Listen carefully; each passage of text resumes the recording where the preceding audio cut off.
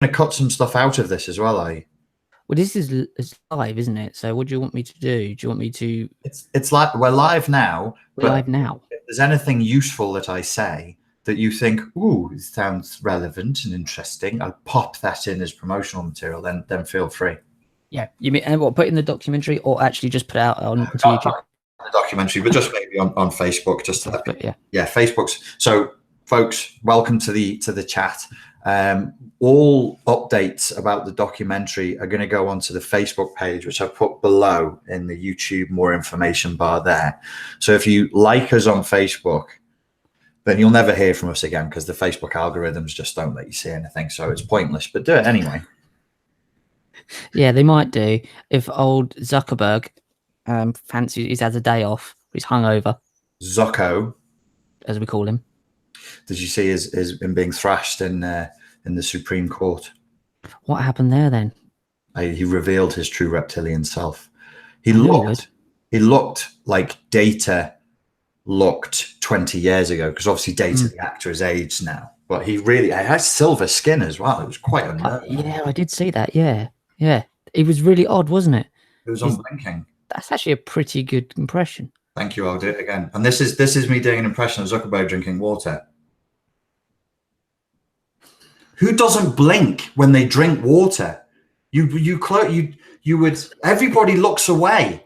Everybody just looks, and as the water goes in, but he maintains eye contact with the human entity in front of him and goes, "I'm absorbing hydration. That was pleasant. Continue with your questions, Senator." And it was really disturbing. It's so like he can't take his eyes off him. It's like when I wonder if he ever burps and his eyes pop out. Or is it sneeze? It's sneeze. I think it's sneeze. Listen, he's from Norfolk. I mean, what are you going to do? So I wonder if he ever burps and his eyes pop out of his head. I wonder. This is the sort of things we ruminate about in Norfolk. I mean, this doctor is well above brow. I have no idea what you're talking about. Some eyebrow shit right here. So right, so you got new office. Let's start with the new office. Softball me a question about the new offices in Liverpool. Yeah, so you've got new offices in Liverpool. Tell us all about the new offices in Liverpool and why you've decided to get offices and what you'll be doing from there. That's two questions. Well, thank you for change camera to me. Well, thanks for asking, Richard.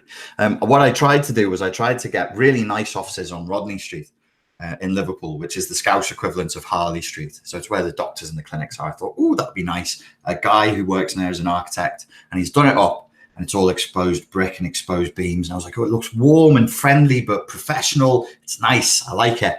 I want it.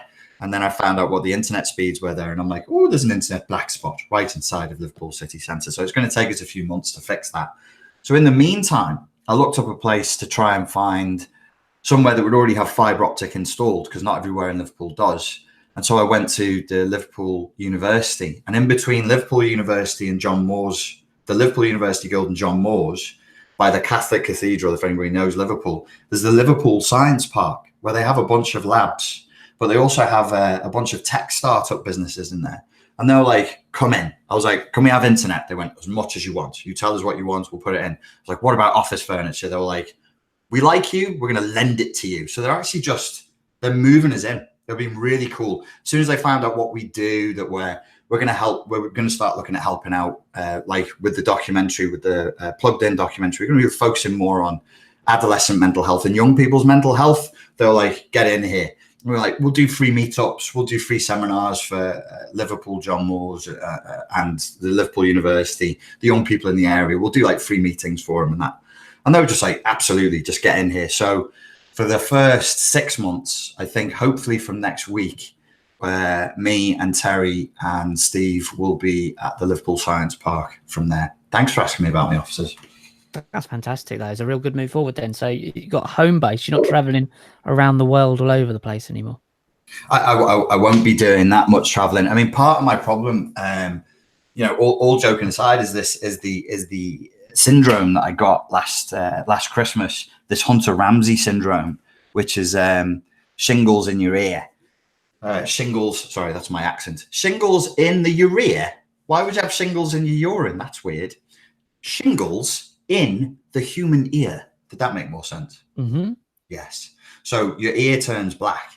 And you go, oh, it's only shingles. Well, it's only shingles, but shingles can kill you. But not when you're younger, because for a shingles patient, I'll be young. It can leave you deaf, and it can damage the nerves in your face, and then it's permanent. It's like permanent nerve damage in the face. So about 2 months ago, this month I was supposed to go to Florida and to New York and to California. But the 6 weeks preceding, I was getting like a hot feeling in my ear, which was what happened last time. So I just said to the people in Florida and to Dana Morningstar, I was going to work with in New York, I was like, I don't feel good. If I go down with shingles, it takes a month, and you need to be at home. Like, because in the ear, in your inner ear, if it attacks there, you can't move, you can't walk, you can't do anything. Horrific. I remember last year when it actually happened to you. It was horrible. It was shit. And they said, oh, you've got it quite badly, We've got some drugs for you here, which will help the virus. It's like an antiviral, he said, but only take it. It was on a Friday. He said, if it gets worse over the weekend, take it. And then so my balance had gone. And I was like, oh, I can barely walk. And then I took it. And then I was like, I can't stand. And I looked on the back after I took the antiviral, and it said, may cause disorientation and dizziness. I was like, you bastards. Even like my auntie came around to check on me, and I'm like crawling up the walls. She's going, what are you doing? I was like, I can't balance. I can't stand up. So I get it. They put it on the back of the packet so you can't find it.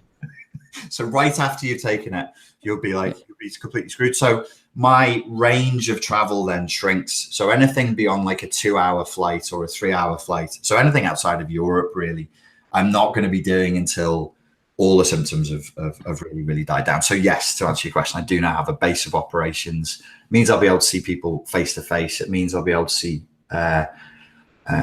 more people. It's a weird thing. You think if you're traveling, you're going to see a lot more people, but you actually don't.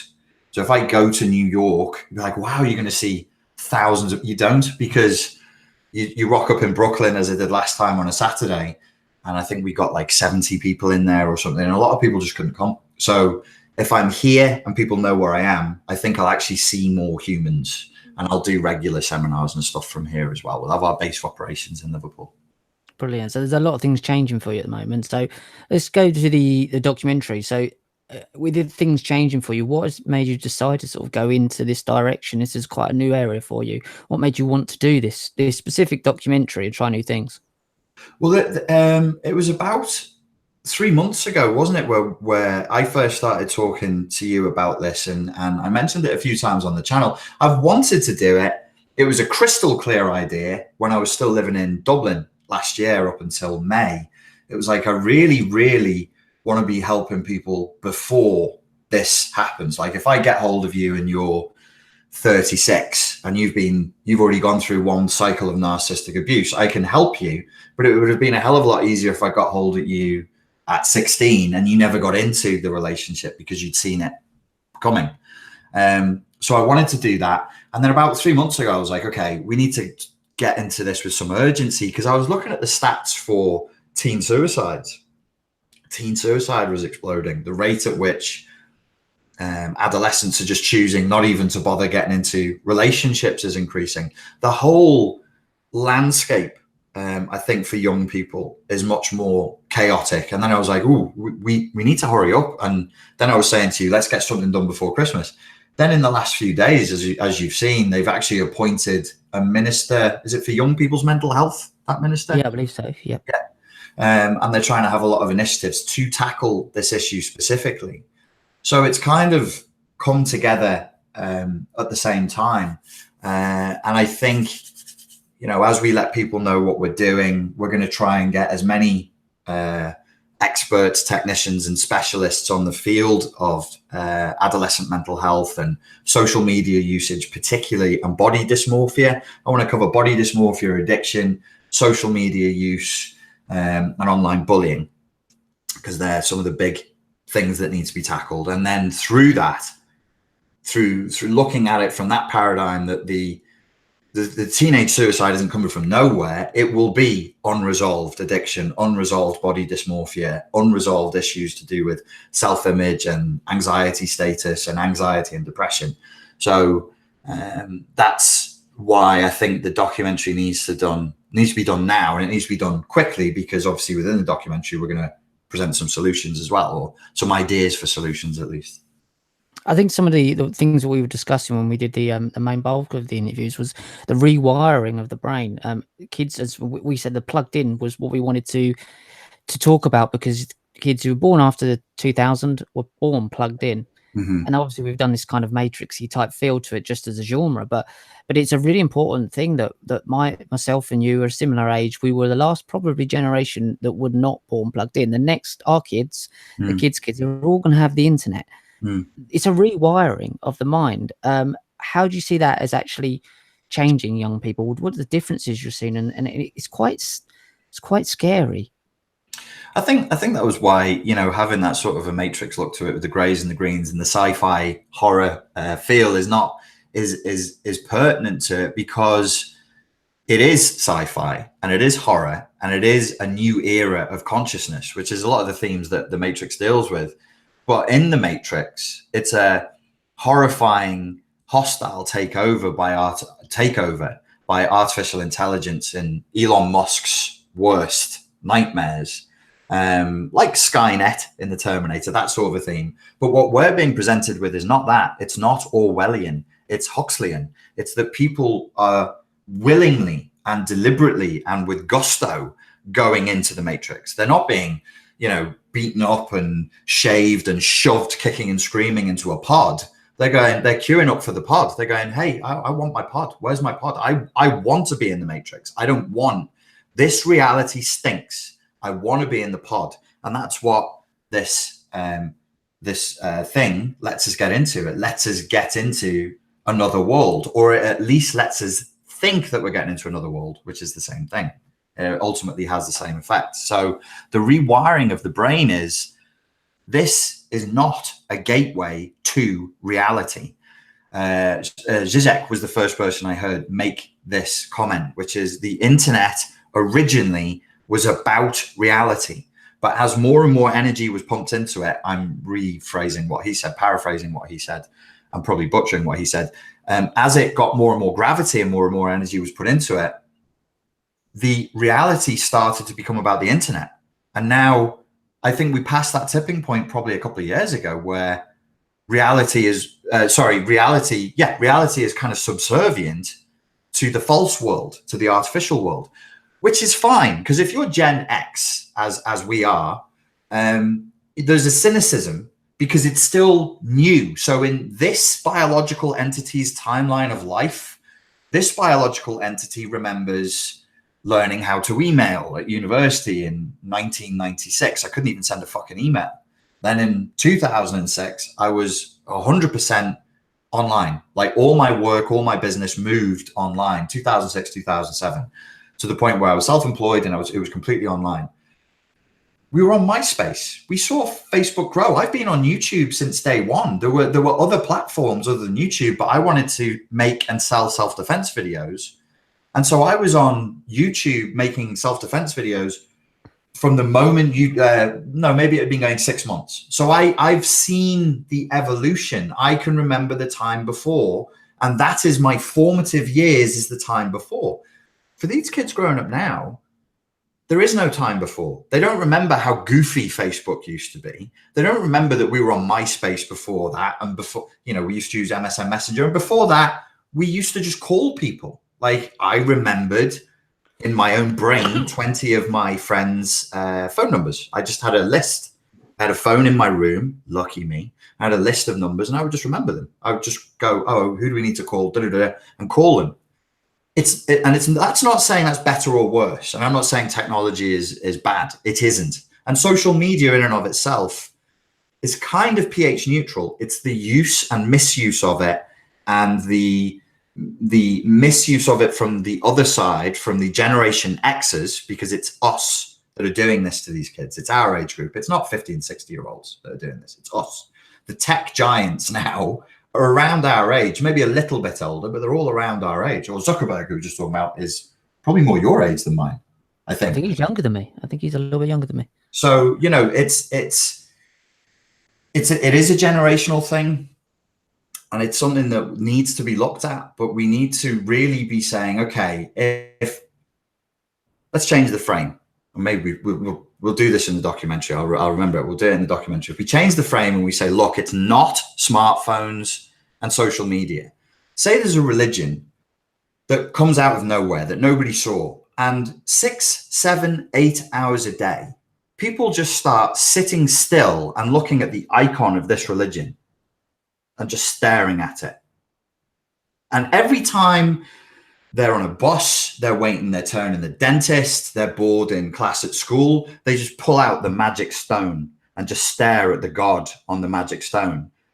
Everybody would be freaking the fuck out. They'd be like, what's wrong with our kids? Why is everybody getting sucked into this? But because it's crept up on us, you know, because originally it was you chat to your friends on there. You had the old smartphone, before the smartphones, the old Nokias. You send your mate a text and you'd be like, what time, what, W-O-T, old text language, because text language has grown.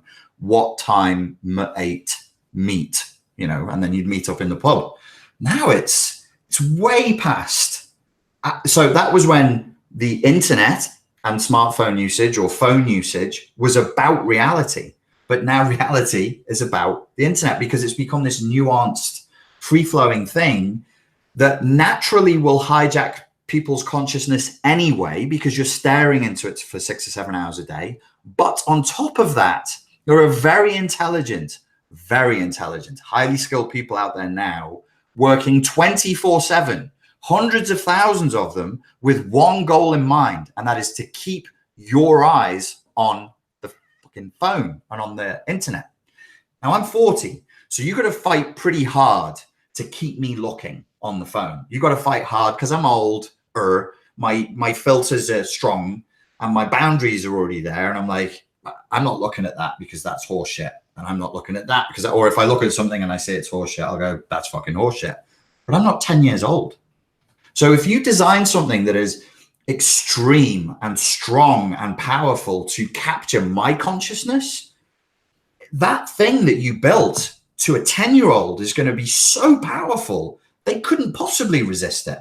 And then you have other factors like parents getting a little lazy, and if their kids are kicking off, just sliding them an iPad or sliding them a smartphone. The kids want to play with the games. The parents want them to shut the fuck up and play with the games. So you have this this perfect storm of people just giving way too much conscious attention to something that is not there to serve them. It is not there to teach you. It is not there to grow you. It is not there to develop you. It is there to hijack your consciousness and to mine your mind for mind gold. I think, yeah, we said there's so many elements to this that's growing so rapidly, even in the last 7 years, of how quick this is. Even it comes down to this thing called fake news, which is obviously just hijacked alternative media. But kids, I still can't, for us, we kind of find it funny. And we discussed that there's a sense of humor when we use the internet, that we know we're using the internet. But kids, as you say, very young kids, 10-year-old, it's just as common as having the having a cooker in the house. It's the first thing you turn on in the morning is their phone. First thing they live vicariously through it. We were talking about split personalities and the fact that what it seems to be coming is that they've got two personalities. They've got their personality in the real world and this filtered version online. This filtered version online seems to be becoming more important to them at keeping that alive than themselves alive in the real world. Yeah, it was actually a conversation I was having with Will on the Strength of Mind podcast, where we were talking about people's discussion of memories that were held on Facebook, where somebody phoned into Radio 1, which is a national pop station in the UK, if you're not from here. And they were talking about festivals. And they're like, what are you doing this weekend, guys? Are you having a good time? Tell us what you're up to this weekend. And somebody, because they're Australian for some reason, somebody called in, an Australian with a cold, no less. Somebody phoned in and said, I'm going with my family to such and such a festival. I'm really looking forward to the memories we're going to build there. And I found that offensive. I was like morally outraged. I was like, you can't even just be in the fucking moment now. You're already enjoying the jealousy you'll induce in your friends retroactively after you post this shit on social media. Now, I don't use social media personally. I only use it professionally. So I have empathy, but I don't have the full range of feelings about it. But what I think is happening is when people do stuff and it's just for them, before it is posted, there's an anxiety about getting it posted. It's like a poo in you that needs, it's like a poo in you that needs to come out. That's that old chestnut. It's like, I've got to let me find a toilet or Wi-Fi hotspot where I can unload this. A purge Of my life. That is what the social media algorithms are encouraging, is a kind of life experience purge. And look what they do. It's called stories, timelines, and sharing. But you're not sharing. You're not fucking sharing anything. You're showing.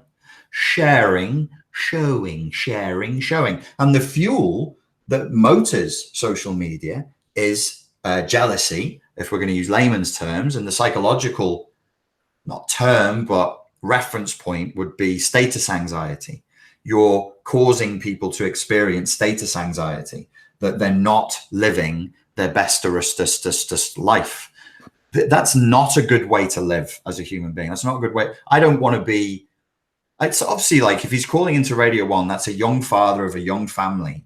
And he's already thinking about how he can pimp out his wife and kids on social media to convince an audience of what, that he's had a great time. And I'm like, Jesus, why don't you just have a good time? Like, so do you think in that point, do children, have they started to become a commodity for their parents? Look how well my child is doing. They are absolutely a commodity for their parents. And now you will see children demanding that be pictures taken of them, where, again, we've got to talk about what we remember. I do remember a time 5, 6, 7 years ago when proud parents were trying to take pictures of 5-year-olds to put on Facebook. The 5-year-old would go, fuck off, leave me alone. Let me do my karate competition, my dance contest, whatever it is they're doing. And now they're like, oh, selfie. And they start to pose like a 5-year-old is trained to pose. That's not good. No, that's not progress that is in any way useful for it. What? So that 5-year-old is like that now. You've stolen their childhood. I'm like, some people are going to be upset about this because they do that with their kids and then they'll feel guilty and they'll get defensive. But let the kid be a kid. Let the kid just be what the thing that it is, not a mini celebrity. Because let's not forget that Facebook and social media is around cultivating your own sense of personal celebrity. So everybody now is famous, which means that nobody is famous, which massively increases the status anxiety, which is fine when you're your age or my age 40. If I get status anxiety, there's some kind of stoic philosophy there that goes, oh, well, fuck it, doesn't really matter anymore. But if I'm 11, 12, 13, I don't know what to do with status anxiety. I don't know what to do with the idea that I'm supposed to be living this amazing life, the star of a TV show that doesn't exist, and I'm not. But I do know it's going to make me feel like a fucking failure. And I do know that some of these kids have said, sadly, tragically, in their suicide notes, I'm just not good enough. I can't meet the standards of this world. There's nothing for me to look forward to. I'm crushed by feelings of anonymity, pointlessness, and failure. I may as well delete the files because obviously I'm a defective program. I'm not functioning properly. You're making me feel like I'm not functioning properly. And what used to be functioning properly, and not even that long ago, used to be like my dad was a greengrocer, a butcher, a carpenter. That these were jobs. Now it seems to be if you're not famous, and I understand it, but there's a lot of the fame seems to be more important than what you actually functionally put back into the world. But not everybody can be famous. You need someone to make the car it's been driven by the famous person. You need people to function.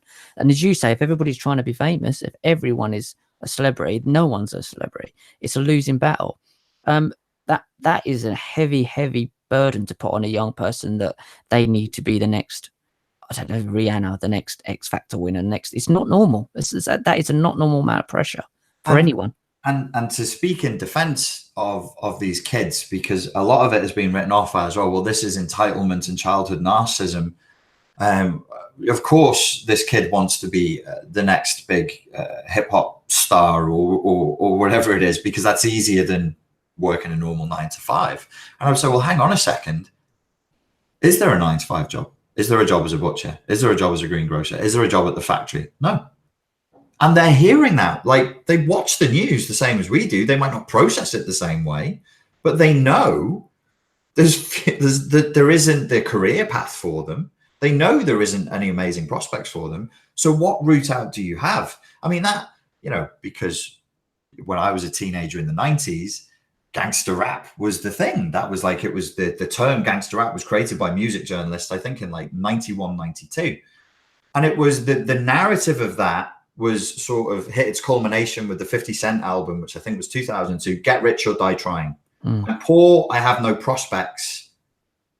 I'm currently a crack dealer making shit money even selling crack. I need to get rich or I may as well die in the process because there's literally nothing else. And it was this a cartoonish other world, but that is the actual state, sans the violence and the drive-bys of many young people's prospects today. You've either got to be famous and wealthy and a celebrity, or what? And look at your cousins, look at your aunties and uncles, look at everybody else on wherever you are from, wherever you live in. If you're living on a council estate and you're seeing people live here slowly drinking themselves to death, and you're like, oh, I'll work my way out of this. I'll become a lawyer. I'll become a doctor. No, you won't. No, you won't. The only way out for you is going to be this extreme fantasy jump. And social media is saying, yeah, you can do that. You can do it. Once you hit 1 million followers, everything's going to be okay, kid. And that's a deliberate thing that has been done, not to teach kids how to live a good life and how to be happier more often than they're depressed, but to raise the stocks of whatever the social media company is, because they can go to their stockholders and go, their shareholders, sorry, and say, this is how many millions of minutes or hours human beings spent on our platform this month. We're up by 200 billion hours this month. Isn't that cool? Yeah, that's great. Everybody's happy. So it's for profit. It's consciousness for profit. And I don't think we've ever seen this before in history. Consciousness and attention, time and attention for profit directly, nothing else. There's no other elements. There's no like study or, you know, some sort of work output. It's consciousness, time, attention, money. That's the exchange that we're making right now. That's the sacrifice we're making to the great God of technology. I think it's two really. I've got a bit of feedback. One more. Hello. Let me turn you down. I think what you're saying, the consciousness is an exchange. It's a monetary thing now. It's what they're trying to get your attention towards as well. It's vacuous. It doesn't really matter as long as I've got your attention. What you're learning from that. So say you watched a film like Unplugged. There's something there to watch, to gain something from. That would never get to the level where you need it to get on a BBC. It would never get to. They don't want. That's too engaging. They don't want you engaged. They want your attention, not your engagement. Would that be fair to say? Well, I think the conspiracy theory is there is a level of consciousness that is sought to be generated, that is, you know, at one level, and it cannot and should not go beyond that level. So I think it's Graham Hancock that calls it I think it's the beta brainwave state. So you're engaged and you're busy and you're switched on, but not thinking. You're not actually really thinking anything through. You're not actually doing anything that would be potentially dangerous to the status quo, because you don't have the capacity to be dangerous to the status quo in that state, if that makes sense. Yeah, that makes total sense. Yeah, and keeping it at a level. Do you think, another question I really wanted to ask you is, do you think kids nowadays have got less chance of being happy than we had when we were children? Less opportunities? Happy is a tricky word. I think there's a lot less chance for kids nowadays to be satisfied. It's not easy to be content. I would say content rather than happy. It's very, very difficult for them to feel any level of real contentment now, because of the enormity of the pressure in which under which they live. Contentment is too mediocre. It's too basic. It's too simple. It needs to be more than that. Being content is not a value. It's not a social value at all. So, you know, I wasn't dodging your question there. Yes, basically it's harder for them to be happy, but the word I would prefer in that context is satisfied, content, and relaxed, where you can just go, oh, because yeah, there would have been, we just didn't have to do as much. We just weren't under the same pressure. We really didn't have to do as much in order to feel okay. You know, we could just basically, if you were basically productive, you had some friends, you passed your exams, and then you went about your business of getting a job, that was good enough. And you would know, I don't know, you'd have like 20 mates that you saw and 3 people that you were close to, and that was it. That was as good as it got, and we were happy with that. Nowadays, though, what am I going to, like, how the fuck, what's 20 friends? I go on Instagram and my favorite Instagram star has 5 million followers, and I've got my stupid 20 friends. Ugh, pointless. How useless am I? Do you think that it's where is this leading in the next 5 years? Where is this going to? Because there is a point where I think that the AI is creating itself. The kids are creating this persona online, and that's where it's going to be. I mean, where does this go from here in the next sort of maybe 10 years, say by 2030? I mean, where are we going to be in a situation? And is it too late to turn that around, or are we just on the cusp of digital suicide, as we've been talking about?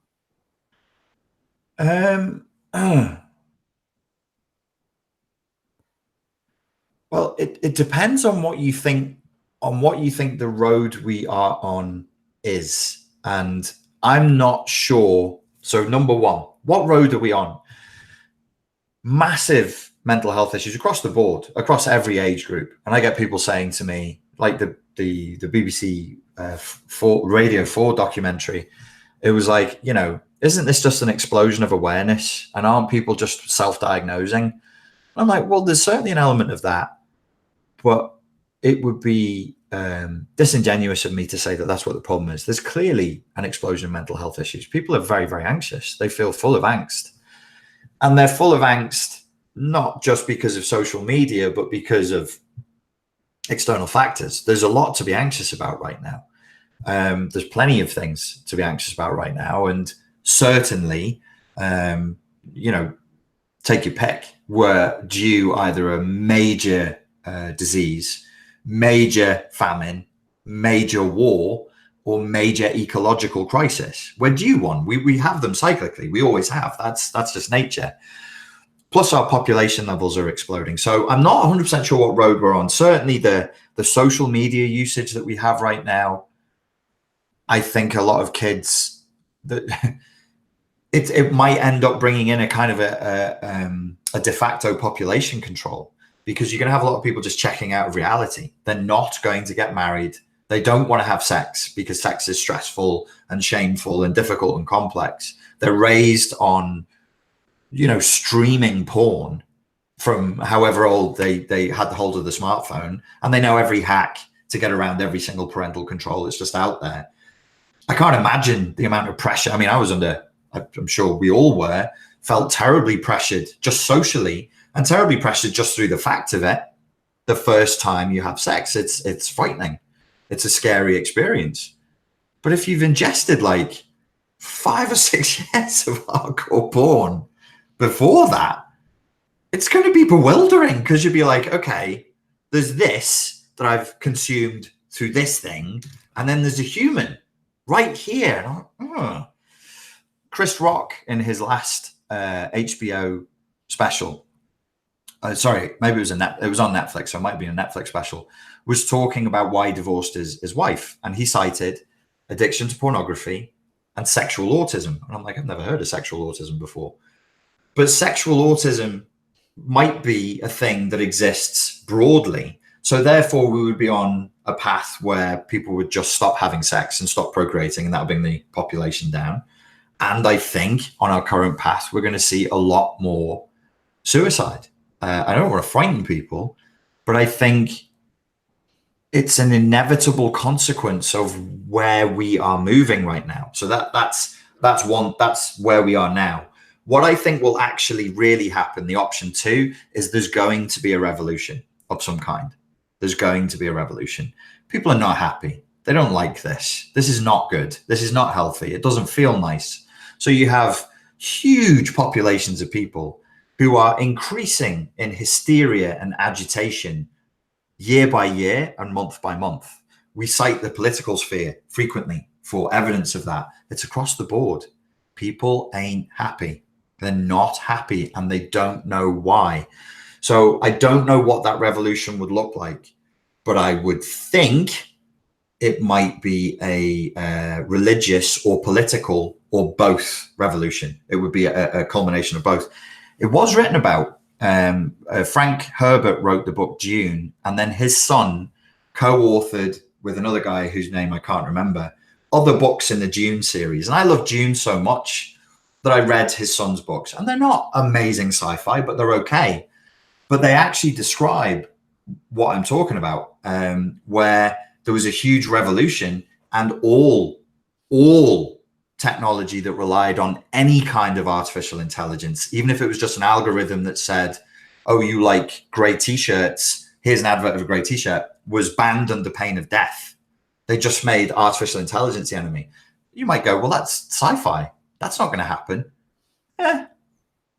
You know, if people start turning around and going, something is hurting my children, I want to know what it is. Tell me what it is. And you go, it's this. There'll be pushback. There'll be violent pushback against it if the enemy is clearly identified. So what can we do from a film like this? What is the message that you want to get across in this pertaining to that? So saying that what is hurting your children? I mean, what would you say to someone when we don't have kids? So it's hard for us to say, but I've got grandchildren, definitely got grandchildren because I got the kids. How the fuck have you done that? It's a Norfolk thing. I've got nieces and nephews. What is harming children, and why do they feel so, like, what's the point? Detached, just you speak to them sometimes, and there literally is something like, I used to be a youth worker.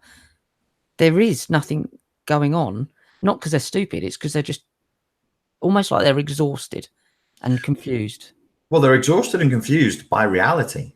I think in order to answer that question, you'd have to do something very uncomfortable that you don't want to do, and I damn sure don't want to do, which is we would run an experiment, and we would need to be able to observe young people between the age of 12 to 16, and you'd need a good sample group, like 500. And without them knowing, you'd need to know how many hours a day they're using on their smartphones. So maybe what you could do is install one of these apps, non-judgmentally, just go, hey, we're running a psychology experiment. Would you put the app on your phone? Find out what the average 12 to 16-year-old, what their daily usage is, and then you and we will use it the same number of hours every fucking day with discipline for a month. And then we'll chat and we'll say, how do we feel? Let's see how we feel as older people with boundaries, with filters, who are Generation Xers, who don't believe what's on the internet. I don't think we'd feel very good. I don't think you'd feel happy at all. The flat effect that you're getting from some of these kids is just, you're boring. I'm boring. Reality is boring. I don't know what the numbers are, but say if I'm on this 9 hours a day, or 7 hours a day probably is more realistic. I'm on this 7 hours a day, plus I'm watching TV and on this. Everything is glowing and bright and funny and sexy and weird and shocking and violent and loud and fast. Well, when I go to the shop to buy half a pint of semi-skim milk for me mum, it's none of those things, mate. It's none of them. So nothing, we can't compete with that. So that's why for me with young kids, and I can't say to people, look, this is what you should do. But my sister has a baby's 18 months. And I know that she feels the same way I do, which is, let's get you, little child, interested in reality.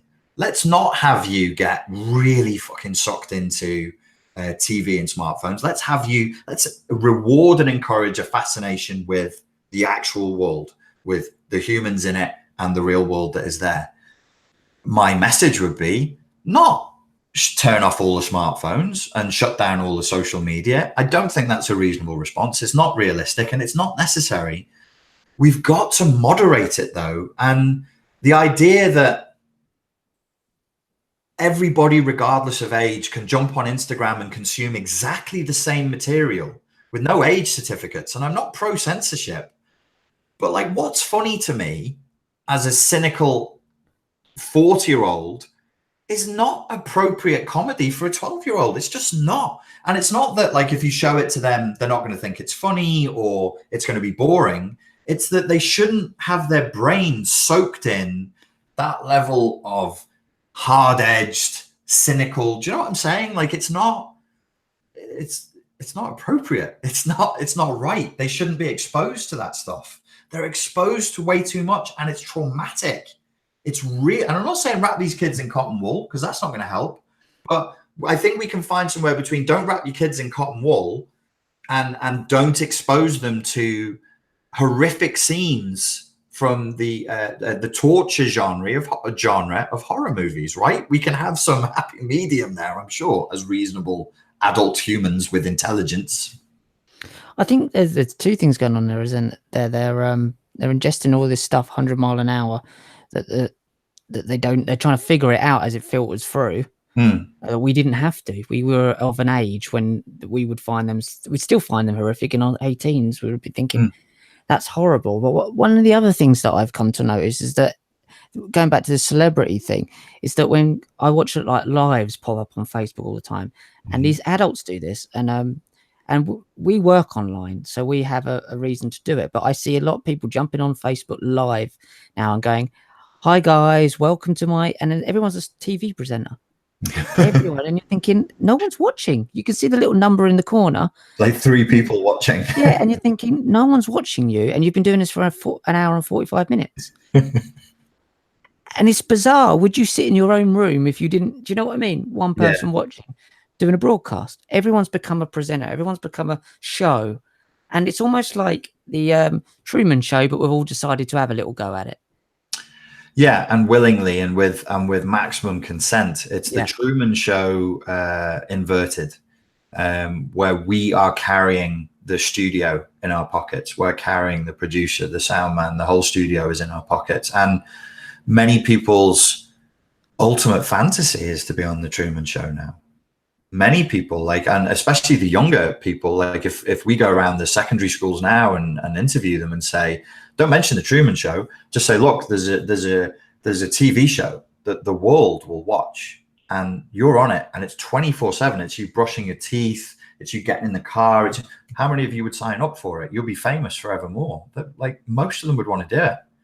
The Truman Show, when it was released, was a funny but dark story, and the darkness was, it was horrifying. This poor fucking guy doesn't know his whole life is a show, and people are laughing at him. People couldn't care less if they're being laughed at now, as long as they're being watched. You know the story of Tommy Wiseau? No, not heard of that one. He made a film called The Room. Oh, okay. Yeah, I've heard of that film. Yep. You should watch the film about the film called The Room. And he wanted to be famous. All he wanted to do was to be famous. And he released this film called The Room after he spanked a load of dodgy money on it. That was probably being money laundered from Central and Eastern Europe, but that's a different story. And he did become famous because it was awful. But what does he care? What the fuck? He's famous now. It's its own. It's not famous for something. It's just famous for anything. Ricky Gervais told a dark joke about that years ago and got into a lot of trouble. And I think he said, if you want to be famous, the fastest way to do it is to go and kill someone. Yeah, of course, yeah. Just go and stab somebody to death. You'll be famous, all right.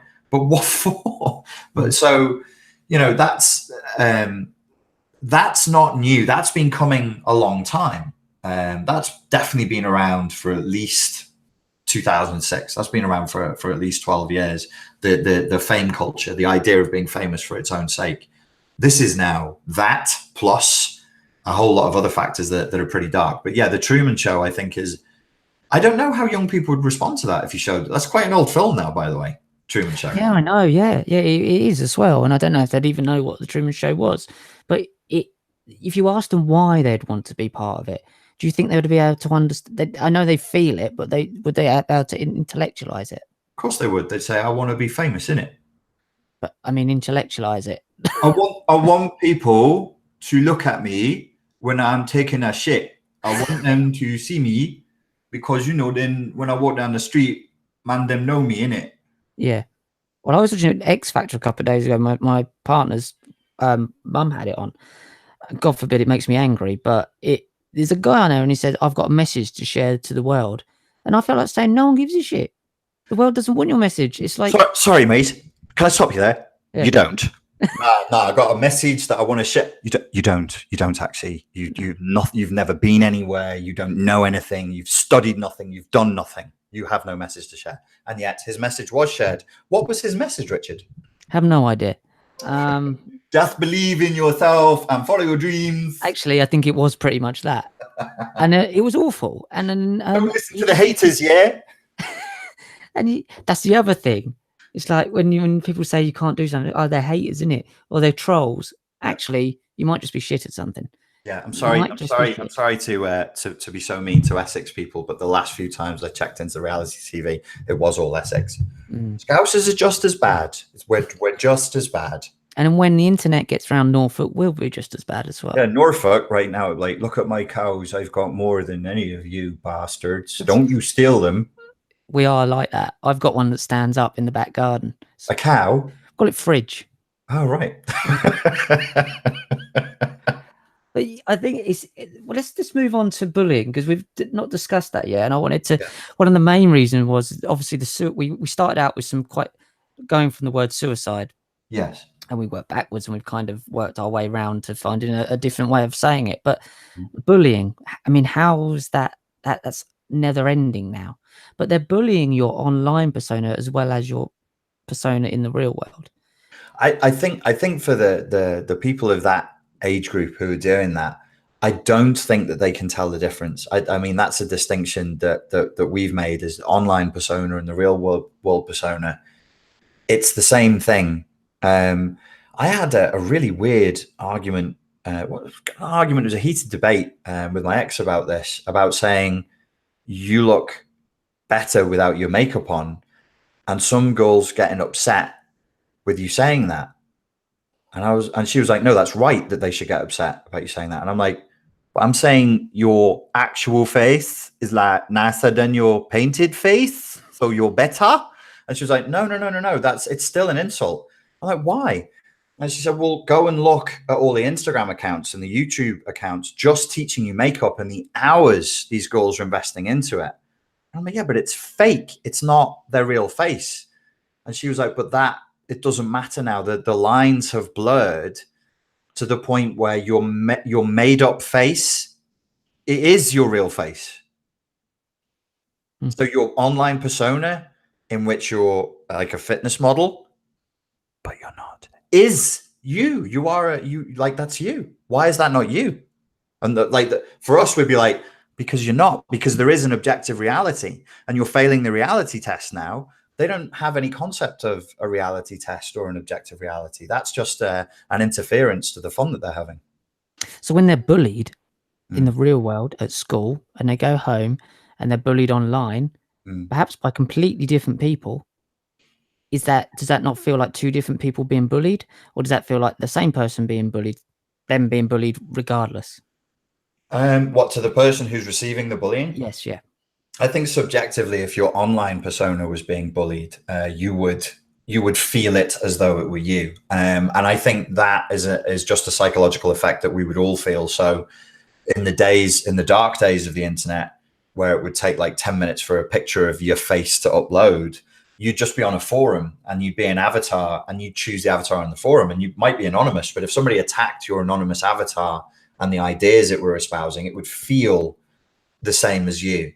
But I see where you're going with this, because kids obviously, and humans generally, are going to be harsher to an avatar than they are to a real person. They're going to be harsher to the simulated representation of the human because it's not quite real. In order to do horrific things to each other as human beings, we know historically we need to dehumanize the other.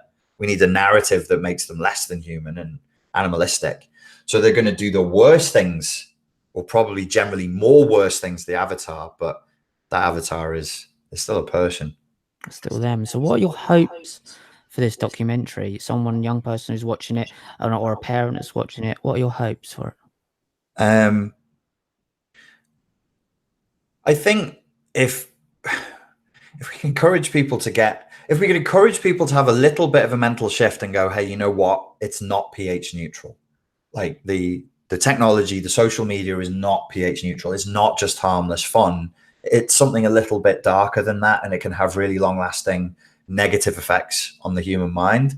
That would be a good result. If it encouraged people to use social media less, or in a more boundaried way and in a more careful way, that would be a good result. If it had encouraged parents in the home to actually interact with their kids rather than letting the TV or the smartphone or the technology parent for them, that would be a good result. But I'm not looking for the revolution I was talking about. I wasn't saying this will be the revolution. I have no political or religious ideology that can help. But I bet if I did, people would sign up to it. They'd be going, yeah, that sounds good. We need some ideas. Jesus, give us something. Yeah. What would you say to anyone that's, because when we promote this, you've got the only channels you have now, our Facebook, our YouTube, our social media. That is the way you promote your business. That's the way you said you spend the last 10 years working online. I work online pretty much, but then I go out into the real world and I make things, but they go online. We're not saying that you shouldn't use social media, are we? We're saying that just unbridled social media to young people can be harmful. Like, yeah, we need to know what we're using it for. Like, I make videos that are free that say to people, hey, don't be sad. Don't be as sad as you've been. Maybe think about this. Ooh, look at this technique. Look at this idea. Consider this philosophically, and then they feel better. There's no pictures of my ass online.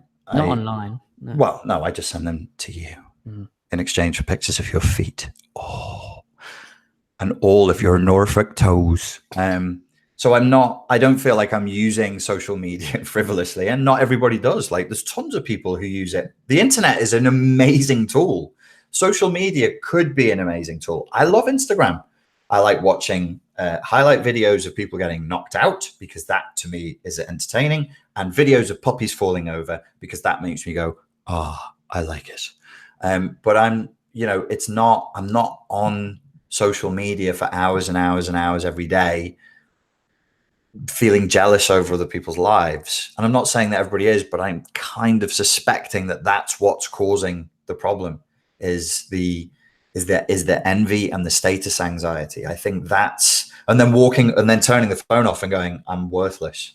I don't often turn off social media and go, I'm worthless. I turn off the phone and go, if I had a choice between a Doberman and a golden retriever, and I had to choose, what would it be? Is Conor McGregor really a good boxer, or is it just trickery? He's only good in a MMA context. These are the things I switch off social media thinking about. But I'm 40, not 14. So I know the rest of it is giblets. Do you think when people stop an addiction like alcohol, drugs, are you all right if you drop something? I didn't plug my laptop in, and my battery is burning out really fast, and I'm 100% convinced it's the intensity of my psychic energy as I rant and my sweating is burning out the battery. 1 second, mate. I'll be right back. I'll sing. That's fine. Yeah, you sing. Sing a traditional Norfolk song. Oh, fucking hell. Jesus. Something about pigs. Something about pigs. Something about pig muck. Something about rolling around. Old MacDonald, he was there messing about. Fell over. Hurt his coccyx. He got back up. Don't you say coccyx on my YouTube channel, you filthmonger. Come here with your dirty Norfolk words. And you allow me into hundreds of thousands of people, and I just into their minds. You're their innocent minds with coccyx. So where are we? I've ruined it now. I've totally wiped your mind with coccyx, haven't I? You definitely have. Yeah, I think as we were saying, it's when people, the addiction side of it, the addiction to social media, when you kick when you stop drinking, when you stop doing drugs, there's a period you go through called a kick. And that's when it obviously leaves your body, and heroin's a horrible one. Alcohol could be bad enough, a couple of weeks. But social media, when someone puts down a phone and leaves it, there's a kick. It seems I have it. I'm not saying I don't have it, but for children who don't understand what the kick is, what that feeling of loneliness is when you walk away from your phone, that to me is very dangerous and could possibly lead to suicide. That's interesting. I actually hadn't thought of it from that point of view. I mean, that's a more of a behavioral, neurobiological approach, which is great.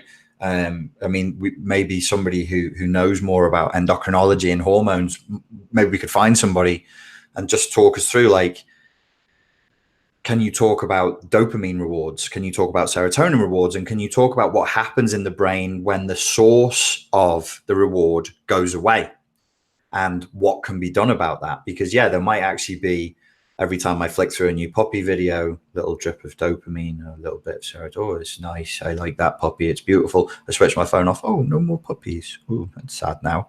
What's happening? Like physically, what's going on inside of me? And yeah, you're right. I mean, if you're young enough, you might not even be able to distinguish between, oh, I feel good as I'm staring into the glowing phone. I switch it off. Oh, I feel bad.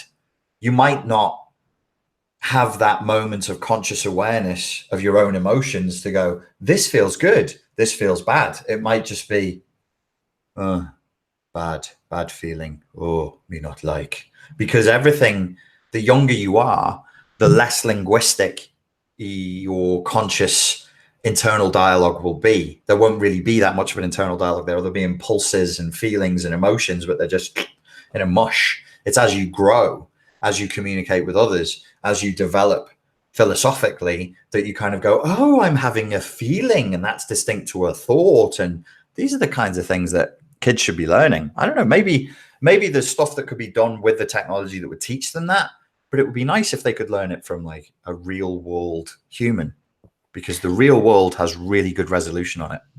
Well, see, this is where I was thinking for the next thing, because if you want to get people away from using social media so much, you need drugs, drink, you need help.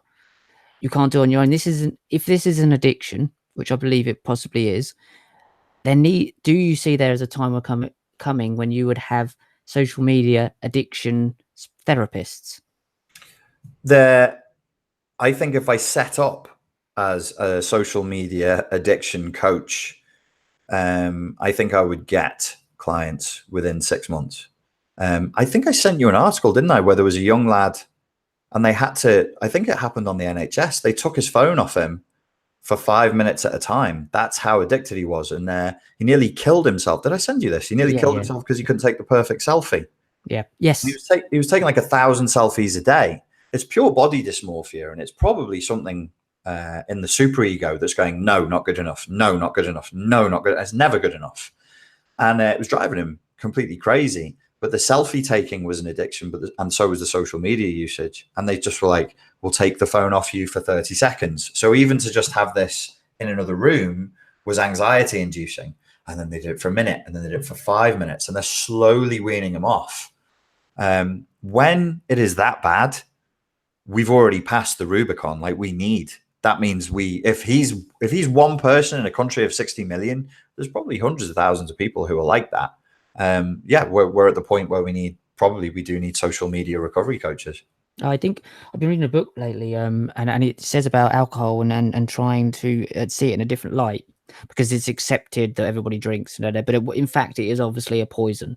Anybody who drinks is trying to change the old state of the way they feel. It's a particularly nasty one as well. Of all the drugs that we chose to make legal and taxable, I mean, fortunately for me, alcohol is just not fun enough for me, but cocaine certainly was. And alcohol is nasty. It's a nasty, nasty drug. It does bad things to you physically. It does bad things to you psychologically and socially. I'm living in Liverpool city centre. On a Friday and Saturday night, come 1 o'clock in the morning, it's not safe to walk in the streets because of alcohol. If all those people were on ecstasy or they were stoned, they'd be fine. But because they've been drinking, they're ready to punch each other in the head and face. Yes, head and face. Head and face. But this is the thing with social media. It's again, I don't think there's anything wrong with it, but unbridled there is. And is it a case of trying to get the schools and getting into the education system to teach them about, change the view of it? Like, this is an addictive process. This is an addictive habit you can form. Like, not that just going on it once and twice is fine, but if you've got it unbridled all the time, do young people need to know, look, you can get addicted to this? Yeah, I think if it was even just part of, I would keep my intention is to keep the scope local and national. So it will be kept, I hope Americans, Canadians, Australians, English speaking countries watch the documentary and enjoy it. My predominant efforts will remain inside of the UK, certainly for the next 6 to 12 months. It would be very cool if, and probably is inevitable, regardless of what we do, that it becomes part of the national dialogue that social media usage is clearly an addiction now. And people are using it to dissociate from a reality that is becoming progressively more confusing, more brutal, and less rewarding. And then there's all kinds of uncomfortable conversations that we've been shoving under the carpet for years that are going to have to be had. And sooner would be better rather than later. I think social media addiction is a symptom of is a symptom of a broader problem. We have problems in this country that we have problems in the world. We're not facing them. We're turning away from them. And that's what pulling the phone out. Sam Vaknin made this point. When you pull your phone out, you literally create a barrier between you and the other. It's not this way. They're not designed. He was saying they could be designed. Even this would be like, but it's actually a total block of the other person. And it's a block of the world. So we're in Tai Chi, this move is called ward off. It's called ward off. So you actually, with the back of your hand, you ward away evil. So we're doing this. Now we're stuck here. We're stuck in, it's a traumatic response to a confusing, frightening reality. So the social media addiction, that's going to be dealt with. And then we're going to go, what are we turning away from? What could possibly be so bad that we'd rather ossify and rot inside of our own bodies, inside of our homes, looking at stuff that is garbage that some fucking idiot has created? Why? What's wrong here? There's something going on out there that we'd probably just be better off just tackling and just dealing with, and we'd feel better about it. And then we would be ready to reassociate back to reality. The addiction is the dissociation. And dissociation is a response to trauma. Mm. And the trauma, as you said earlier, has a part in the fact that the world's so boring. It's like the Wizard of Oz. That was a classically obvious turn it from black and white into the world with all the storms going on. Oh, it's color. But behind the screen was someone going like this, pulling it and trying to manipulate all that color in that world. We're living in that world. We don't want to go back to the black and white world because the TV screen is so colorful. That's right. So there's a very simple solution to that particular element of the issue, and it's one part of it. It's not a total cure, which is that people are overstimulated. So what do? You destimulate them. You bring them out of stimulation. And there are practices in Zen meditation and mindfulness that would really, really help. And you would say, okay, we're not going to take away your addiction. The reframe would be, we're going to give you a new addiction, which is this. And hey, if once you get into it, it feels really, really good. It feels really good to be associated mindfully in the present moment if the environment is pleasant and it's nice. But it's kind of like, it's learning to like that. It's learning to like that. And people who don't go through from childhood to adulthood without going through that phase of learning to like and learning to appreciate nature and reality, they're not growing up. They're not growing up. They're stuck. They're traumatically bonded to an infantile state. Now, that's okay if it happens to one or two people. When you start to look at a whole culture getting stuck there and a whole nation getting stuck there, we have the perfect breeding ground right now for broad scale, not just narcissism, but narcissistic psychopathy. Entitlement levels have never been higher. People have never been more infantile. They've never been less boundaried in their approach to others. The private is the public and the public is now private. Everything is inverted. And our resilience is at an all-time low. I'm describing the traits of narcissistic psychopathy. No resilience, huge entitlement, very poor impulse control, no respect for or sense of boundaries whatsoever, and so on and so forth. It's really dangerous. It's really not good. On an individual level, it's catastrophic and it's tragic. at a broad scale, national and cultural level, it's apocalyptic. It really is. Like, look, historically, we know, and we won't go into history. We know what happens to cultures and nations when they become narcissistically psychopathic. We know what they do. They just start slaughtering people. They'll find an enemy, and if they haven't got one, they'll make one up, and then they will slaughter them. That's what happens. That's what has happened historically plenty of times. So I'm looking on the map of psychology and going, where's the entitlement? Where's the resilience? Where's the impulse control? Where's the self-absorption? Where are the boundaries? And I'm like, oh, damn, this doesn't look very good. This doesn't look very happy at all. This looks like what happens in places in history right before things go really, really bad. Yeah, and I think we are at the tipping point. And I think people think, when you say you're at the tipping point, they think, oh, next Thursday. I'm talking about the next 15 years. Look how far we've come in 15 years. 15 years isn't a long time. I mean, I remember I couldn't even remember what I was thinking 15 years ago down a certain street. So it's not a long time. In 15 years' time, we may be in a bit of a mess. I think you're right. I think social media is just only one little thing. I don't think there's anything wrong with it per se. I think there's a whole feeling of that we're all just don't want to do this anymore.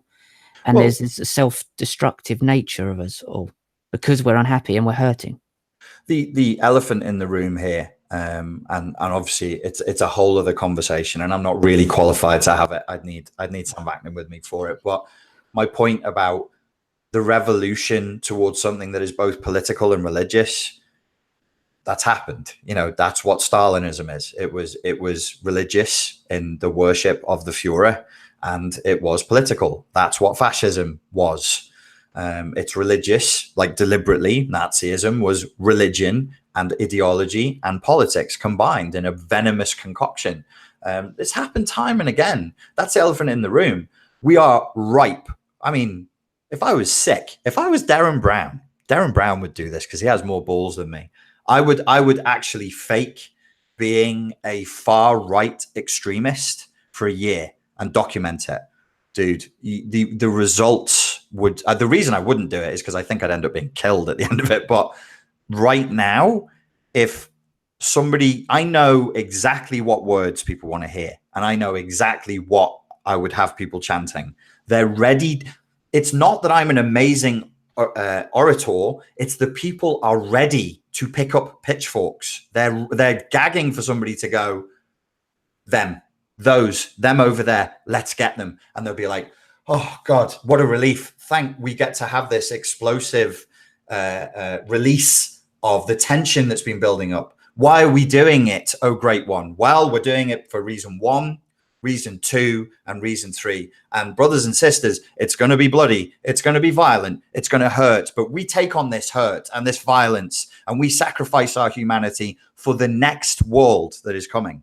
That narrative right now, people are just fucking eat it up. By the way, I'm not. I know you like making documentaries, Rich, but I'm not doing that one. I was going to say, I was thinking that would be quite a good one. Let's see what we could do with that. Strap a GoPro to your head. Strap a GoPro. Be great. It's a scary situation. I mean, even starting up businesses these days, coming out of college, coming out of school, have no idea. It's no man's land. Again, as you can't just be the butcher, the baker, candlestick maker anymore. I can be the butcher of the dark people who will need to be killed. Exactly. So you wouldn't just be the butcher. You would have to have extra jobs at night going around slaughtering people. I would be the candlestick maker of the evil one's flesh. We just need to decide who the evil ones are. Once you've gone, these are the dark ones. These are the evil ones. This is the... I mean, when we were outside the Houses of Parliament shooting, I was like, this is some V for Vendetta shit. I think you could very easily get people. You could be like, okay, it's a revolution of the workers against the rich. People are so pissed off with the elite classes, regardless of what side of the political divide they're on. They'll just kill the people with money. You could do that. That would be a good time. Nobody do that. I'm not saying that. I'm saying it. Whatever. I know, but it's so tipping point when we're out there filming, and you think this could go any minute now. We know that crazy guy who walked up to us looking like Robert De Niro in Taxi Driver before he killed a bunch of people. Yes, yeah. I'm like, the police are going to review this footage. We're never going to use that, are we? Because the sound was bad. No, we're not going to use that. Okay, so there's a guy who walked up to us who basically, he looked like when Robert De Niro has lost his mind in Taxi Driver, and he's like, I'm going to clean the streets of the filth, I'm going to wash away the scum of this city, and then goes on a killing rampage. He looked and sounded like him. He was like a very tightly wound psychopath. Yeah. We were all like, haha, yeah, mate. All right, mate. He was like, that daughter, wasn't he? Yeah, yeah. If he makes a move on me, hit him with the camera tripod, Danny. I was just taking notes. Yeah, you could just keep filming, like, get this on camera, get this on camera. This would be good. Will you put this into the credits? This bit. He pins Grannon down. Yeah.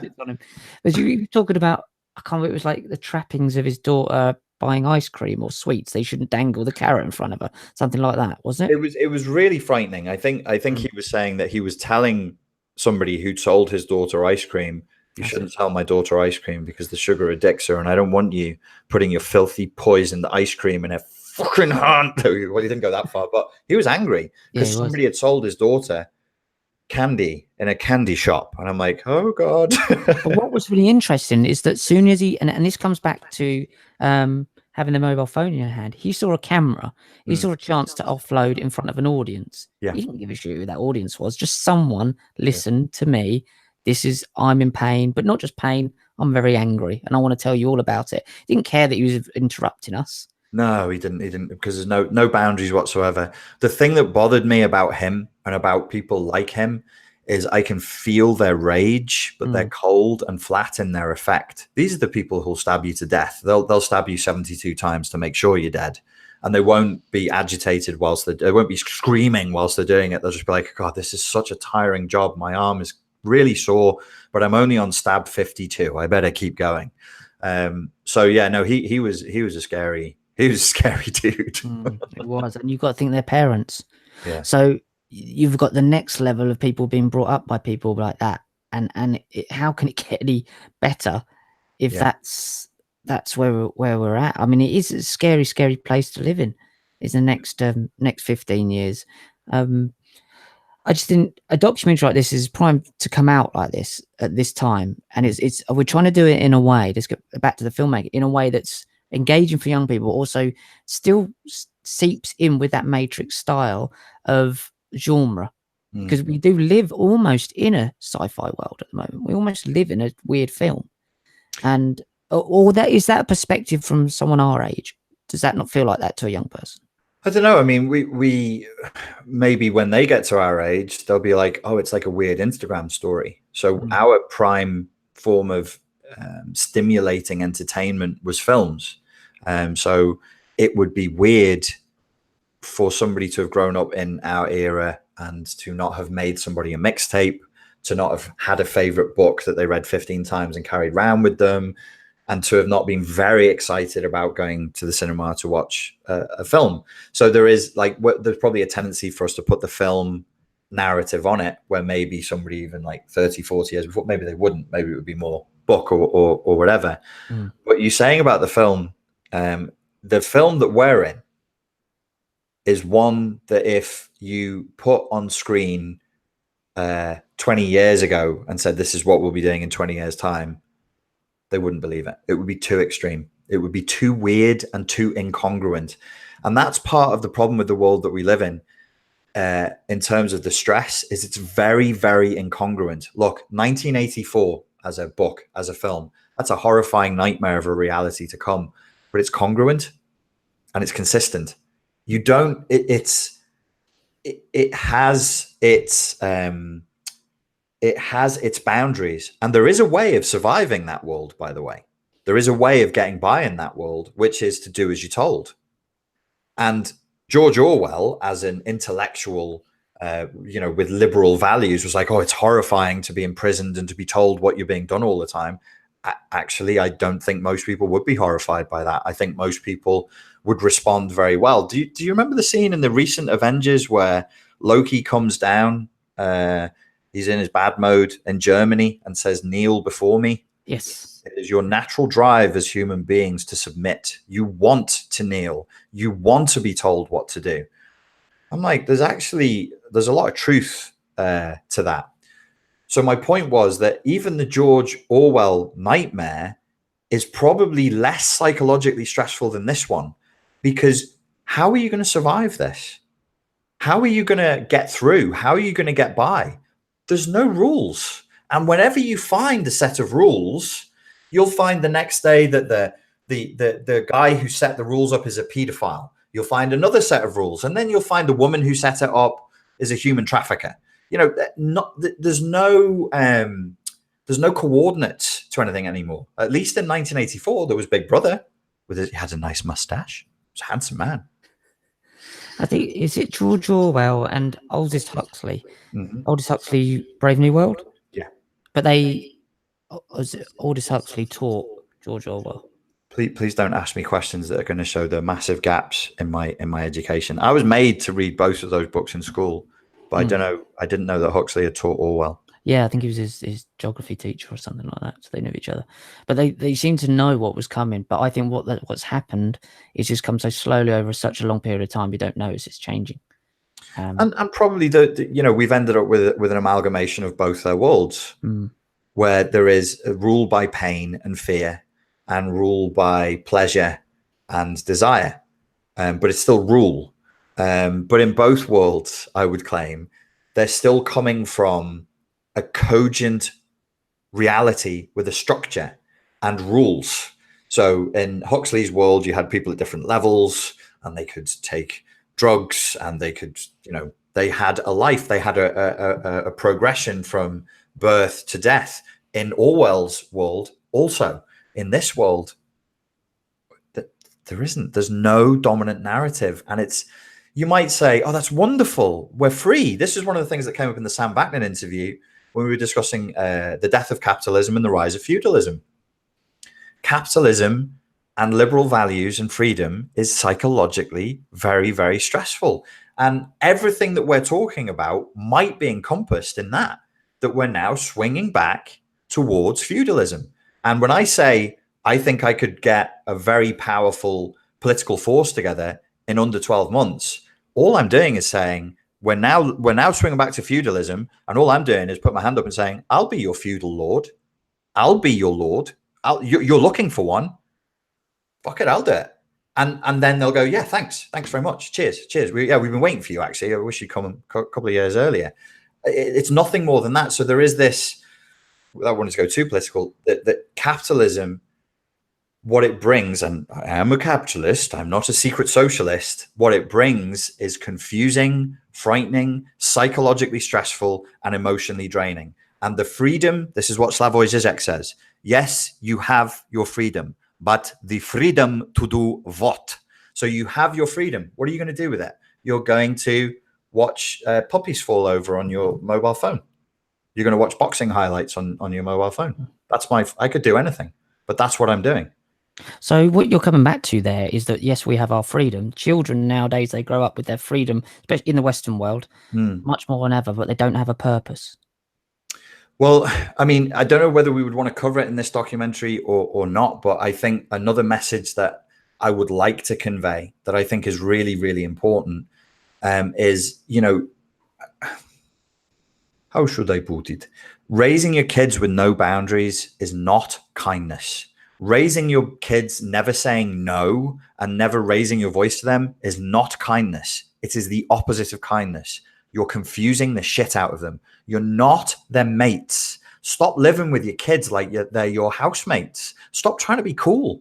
Stop trying to be your kids' mates. You're supposed to be a source of safety, of strength, of structure. And structure means there are hard, that's the wall. I can't walk through it. It stops bad things from coming in, but the cost of it stopping bad things from coming in is I can't walk through it. I don't get to go out, so bad things don't come in. Everything throughout human history has worked this way. It's a quid pro quo. There's no such thing as always you, all the time, never the tribe, just you, with a side order of fucking you. If you make somebody live like that, they'll go crazy. It's totally unnatural. But if you say to a kid, look, it's going to be you for a little bit, And then it's going to be about your family. And then it's going to be about your church. And then it's going to be about your community. I'm not a religious person. I'm saying that's the way it was historically. And we were doing just fine. It's the post-ideological age. It's the age of, postmodernism. A lot of postmodernism has just gone way, way too far. I like postmodernist thought, but it's gone way too far. And people have misinterpreted it and gone, structure, bad. Patriarchal, abuse, tyranny. What's good then? The opposite. Chaos, flatten everything. No more vertical, bad. Horizontal, good. Well, no, actually, horizontal also bad. Look at your kids. Look at the roles that they're trying to fit into. Look at how guilty they feel. There was a potential interviewee for the documentary. Just like so people know, we are looking at interviewing young people to see what their experiences are. I'm interested in speaking to young people who've gone into addiction or body dysmorphia and its manifestations in anorexia and bulimia as a side effect of excessive social media usage. I spoke to a girl and she became bulimic and she wrote a blog about it. And I read the blog. And the first sentence of the blog is this apology that she's making to the court. I'm sorry I'm white. I'm sorry I'm from the first world. I'm sorry I'm from a wealthy background. Now here's my story. And I'm like, comrade, what is this, like this paragraph of apologies? She's 20 years old and she wants to be vulnerable and talk about openly so that other people can learn from her experience how she got sucked into bulimia. But she can't even do that without feeling terribly bad for all of her racially committed crimes. The racially committed crimes that she committed through the horrifying reality that she was born with less melanin in her skin. That's the other side of this. So we've gone from vertical, horizontal, and we're now seeing this regressive, radical leftist thought. And I'm of the left, but there are some ideas that I'm like, kids don't need that. Shut up. They don't need that. A 20-year-old girl shouldn't be saying, I'm so sorry, comrades, for committing the crime of whiteness, white privilege, for being middle class and for being raised in a place with money. I'm sorry. If I could change it, I would. I'm like, that's another factor here. That's really not good. All your political correctness, your ideas of what makes things righteous and virtuous, whether they're misguided or not, that's a conversation for the other day. They leave these kids riddled with guilt, riddled with shame, impotent with guilt. They can't speak, they can't move, they can't act, they can't decide, because everything is rape, everything is a transgression, everything is racism, everything is ableism, everything is a destructive microaggression to some minority somewhere who doesn't look, talk, and act exactly like you and wasn't raised with the same experiences as you. I'm ranting so hard I can feel myself sweat slightly. Ask me another question. So what happens when that implodes? That feeling? When that implodes, it will be suicide. Because how can you escape a terrible, sourceless? Because to the child, and I include the word child for the young person I'm speaking of here, because she's still very young. She's not going through experiences that are causing her to age particularly rapidly because she's being protected from them. The guilt, the shame, the bad feelings are not distinguished inside of her because she's too young. They're not like, oh, I feel guilt. Oh, I feel shame. It's just, oh, I feel yuck. I feel like shit. I don't really know why. And where's it coming from? Well, I don't know. It couldn't be coming from what my teachers are telling me. It couldn't be coming from what my university lecturers are telling me. It couldn't be coming from the media I follow, the journalists I love, the authors I love, the filmmakers I love, the TV shows I'm watching. It can't be coming from that. Couldn't possibly be. It must be coming from me. So this is what people with PTSD do. They have a terrible experience. They have it. They live it. They walk away. PTSD, just standard PTSD. Although standard PTSD is not as bad as CPTSD. It's all PTSD and CPTSD, always crosses over. But let's talk pure trauma, singular, specifiable event trauma with a trigger and then a response in the body. They walk away feeling bad. And they go, I feel bad. I must be bad. That's an adult that does that. Can you imagine as a child? Imagine as a fucking child how traumatic all of this garbage that they're being pumped into their brains is. What's the end result of somebody who feels that way? Well, body dysmorphia, self-harm, and the reason I'm bringing body dysmorphia up again and again, because people might be like, I thought we were talking about social media usage.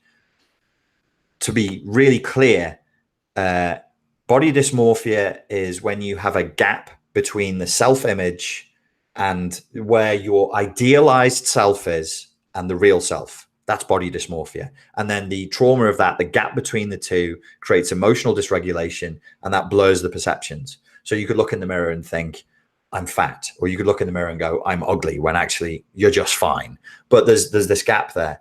Social media is definitely directly inflaming that. So you have like a body dysmorphia, and then you have kind of like a identity dysmorphia, perhaps. And I'm speculating on the hoof here. I'm not politically correct enough. I'm not pretty enough. I'm not slim enough. And I'm not politically correct enough. I'm of the oppressive, tyrannical patriarchy. I'm the one. I raped the world. I colonized the world. I destroyed everything. I tortured everybody. Me, I did it. It's boundaryless. And obviously, as I'm saying it out loud, you'd be like, nobody really thinks that. And I would agree with you. I don't think they think it cognitively. I think they feel it emotively, and they experience it emotively. So the body dysmorphia and their, we say identity dysmorphia, let's say it like that, creates horrible, horrible feelings. I can't just walk around with horrible feelings. I've got to do something with that. Maybe I'll cut myself. Maybe I am bad. So I don't know, I'll get blackout drunk. I'll go and get blackout drunk and I'll snort some fucking glue, and then I'll cut myself, and then I'll get into a fight, and then I'll split up with my boyfriend, and then I'll get thrown out the house. Yeah, that's right. Show me what a piece of shit I am. Negative spiral. And then they go and see a doctor, and the doctor will say, this is borderline personality disorder. It ticks all of the boxes for it. So what happens is the person who's subjected to this, the pain is so all-consuming and all-engulfing and unbearable. There has to be an acting out. There has to be a lashing out. You're either going to attack others, school shooting, which is like an explosion. Never seen it on any level like this before. Like you say, oh, there's been 100 school shootings in America this year. And people go, yeah, there's 100 mass shootings, school shootings. Because it's hyper-normalized. We're used to that now. Yeah, a kid walks into the school with an AR-15 and a couple of handguns, and they shoot a bunch of people. Not targeted, it doesn't seem to be. Like, oh, you bullied me and I hated you in maths. They just shoot people. It has to manifest as either an expression outward of psychopathic rage, and I'm using some Sam Vaknin material here, or it's going to be turned inward as self-destruction, and then you'll see like the psychopathic narcissistic will probably be outward inflicted. The borderline will be inward inflicted. But to answer your question, that pain has to be expressed somewhere, and it will be its extreme ends will be suicide or murder.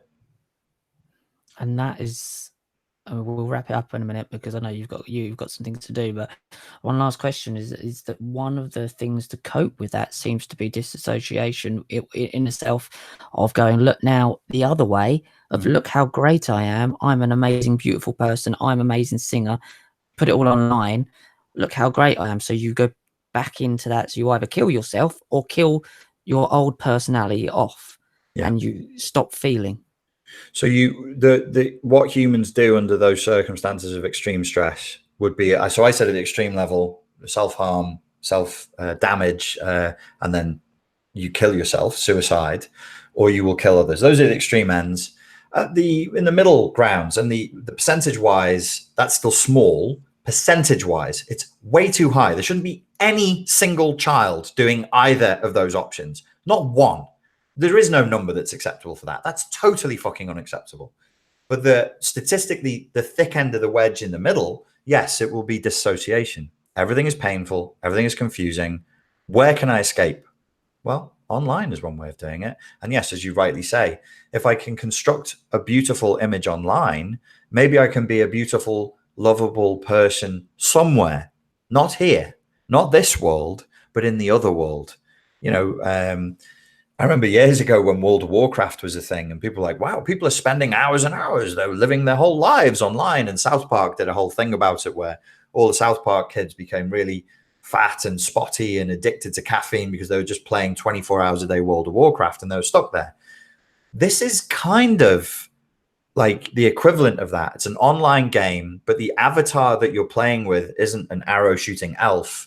It's you, and it kind of looks like you, but it's you photoshopped, it's you filtered, it's you only in fascinating and interesting and sunny places. It's a distorted version of you, far more dangerous to your mental health than actually going, oh, here's me, I'm a green dragon, lol, is here's me, but I'm better than the real me.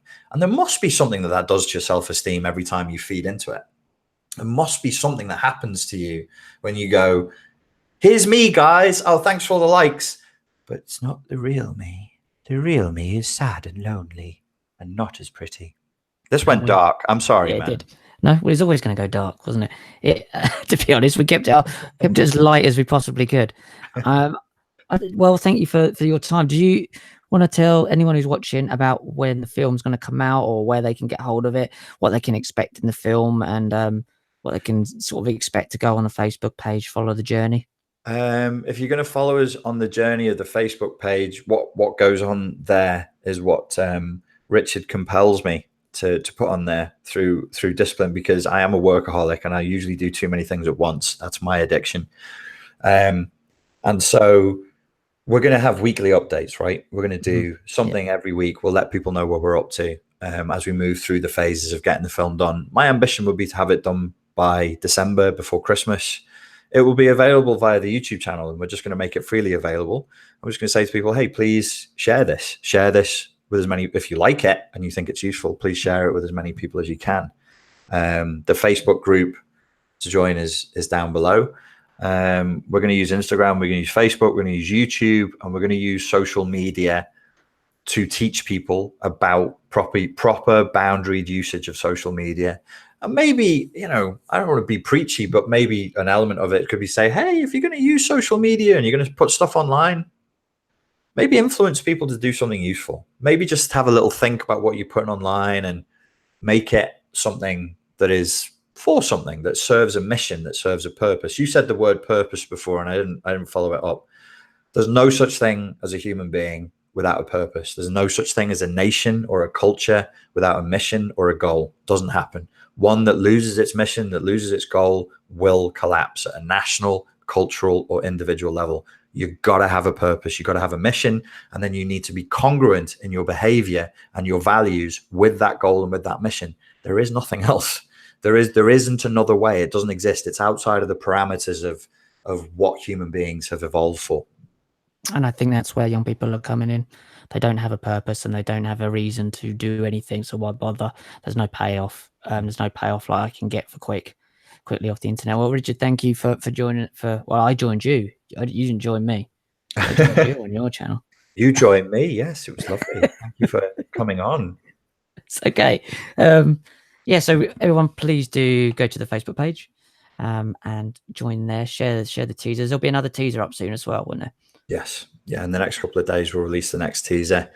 We're in the process at the moment of pulling together some young people who've been affected by their social media usage for the interviews, and some, I don't like the word expert, it always freaks me out, specialists in the area of psychology and social media usage and adolescent mental health as well.